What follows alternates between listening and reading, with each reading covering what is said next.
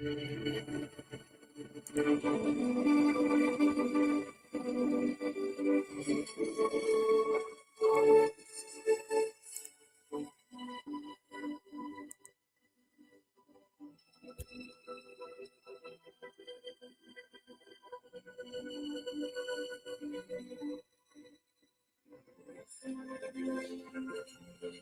morning, dear friends.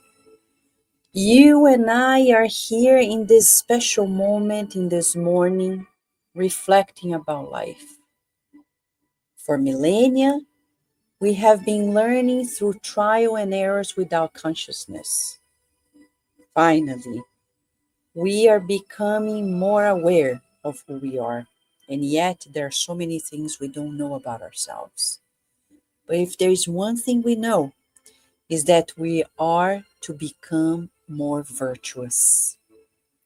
Remember, to be proud of our virtues is not a virtue in itself. That's why Luiz, in the book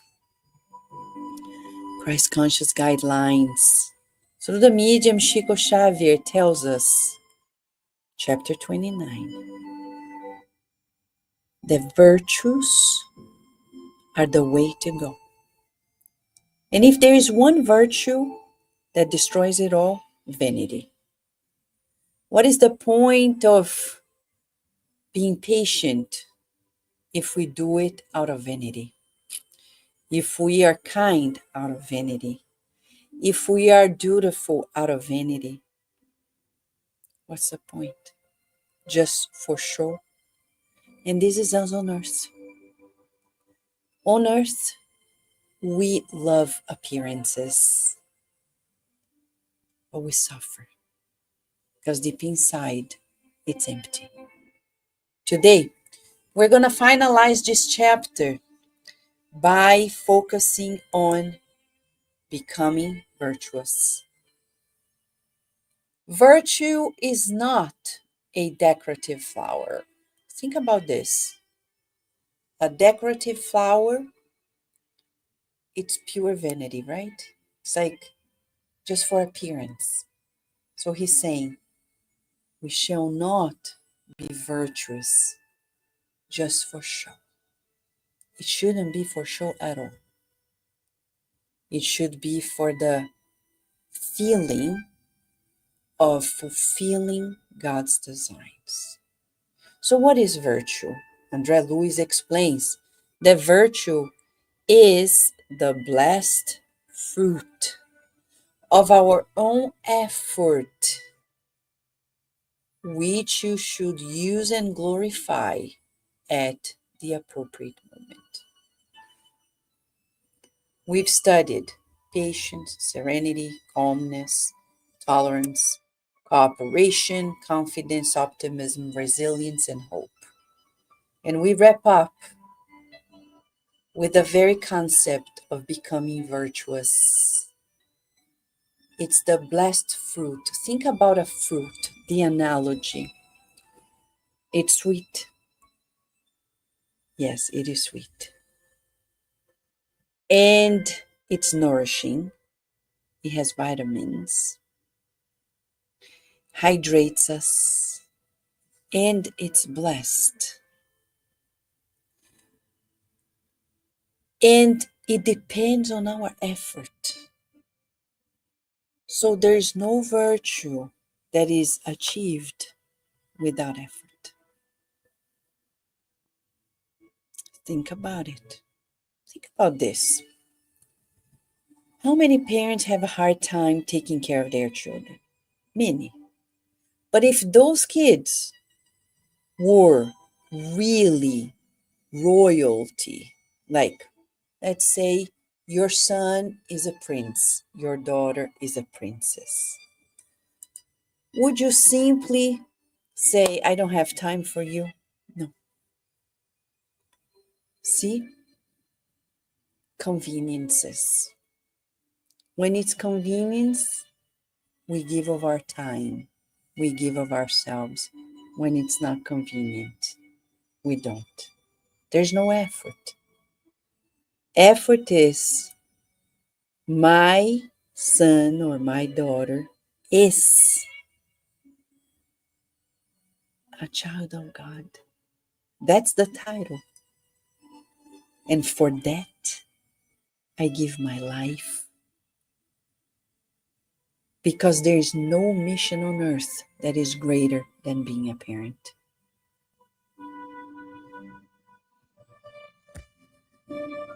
It requires effort. It requires sacrifice. It requires this willingness to do the opposite of our inertia. No comfort. No comfort. It is uncomfortable, but it is the right thing to do until we love doing it. Until we say, oh God, what a blessing that I forgot about myself to take care of this being. That I changed my life, my priorities. But what do parents do nowadays? Opposite. I had children, but my life didn't change. I keep having girls' night out, friends' night out. I continue drinking and enjoying and traveling, and the babysitters are there helping. I'm not going to change my career, my life for this, you see? So why being a parent then, if you can't really parent your child?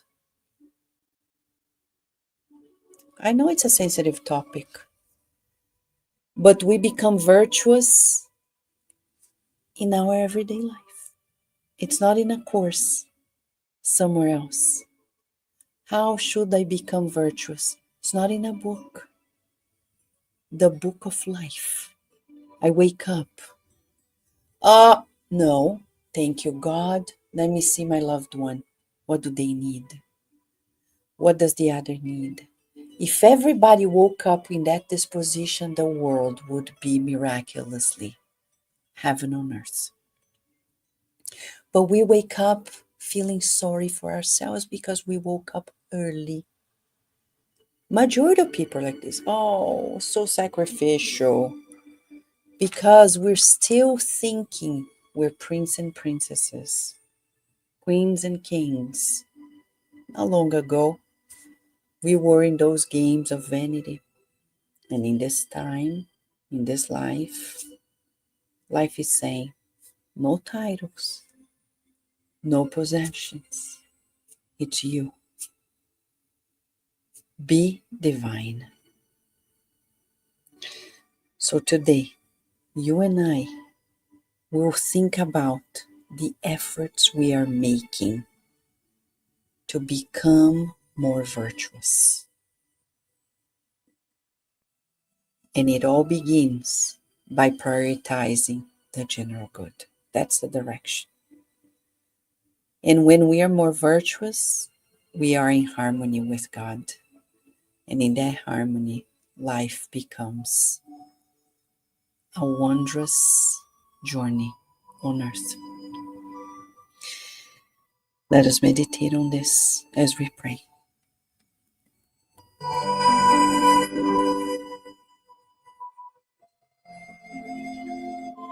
Thank you, God, for ridding ourselves of our illusions. When we think we're so great that we distance ourselves from others, that we think we are so amazing in our righteousness, thinking that others are less. We apologize so deeply for this. We bow our heads to you in an appeal for forgiveness.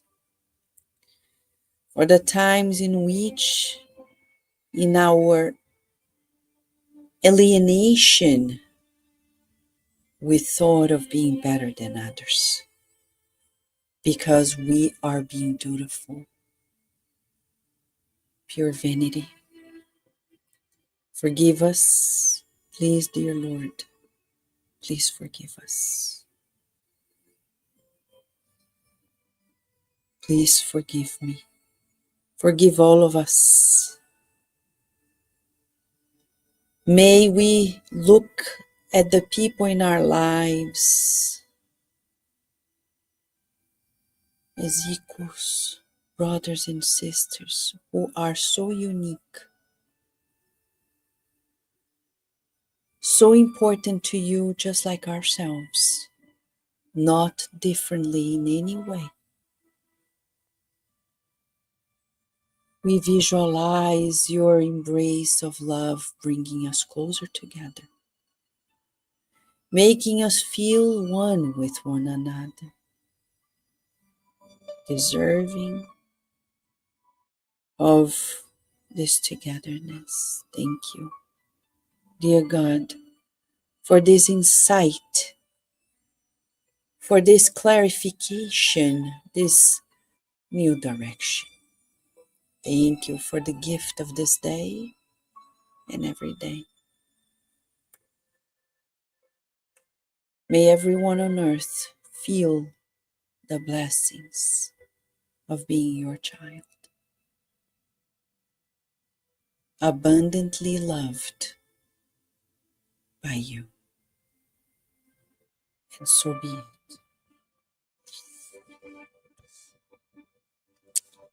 This reflection is so important. Luiz is telling us virtue is not a decorative flower, meaning it's not for show. So, what's the point of being the best student, of being deeply religious, if inside of us we don't feel closer to people? We don't feel the need to be equal. The more we raise ourselves in our illusions, the lonelier we are. The greatest way to truly encounter people in our lives, family, beginning with our families, is equalizing us, forgetting about externalities, making efforts to be equal. To be equal doesn't mean not to be unique, but equal in our growth, in our potential, in our rights before God, and our duties as well. Let us meditate on this and rejoice, because the good news is you and I are certainly going to reach it. We're going to get there as long as today we give another step towards that direction of becoming in greater harmony with God. That's the definition of perfection. Perfection. When Jesus said, "Be perfect as my Father is perfect," he meant be harmonious, divinely harmonious. Perfection means true harmony with God. It's not about being robotic. It's about humbling ourselves to the designs of God and fulfilling God's will. That's a daily discovery. But these are good news. We're going to get there one day at a time. Thank you, friends. Thank you for this togetherness. Thank you, dear Lu. Thank you, Narciso. Thank you, Katia. Thank you, Rita. Thank you, Felipe. Thank you, Ebony. Thank you, Slavic. Thank you, Daisy. Thank you, John De Rosa. Thank you, Carol. Thank you, Narciso. Thank you, Natalie. We wish you all live and on demand a beautiful day and night, and let us meditate on this. It's a deep lesson. We may change our lives forever by just becoming more virtuous, just because. Thank you, friends. See you tomorrow, God willing, at another program, the morning prayer at Cardiac Radio, where you and I are daily nourishing our souls.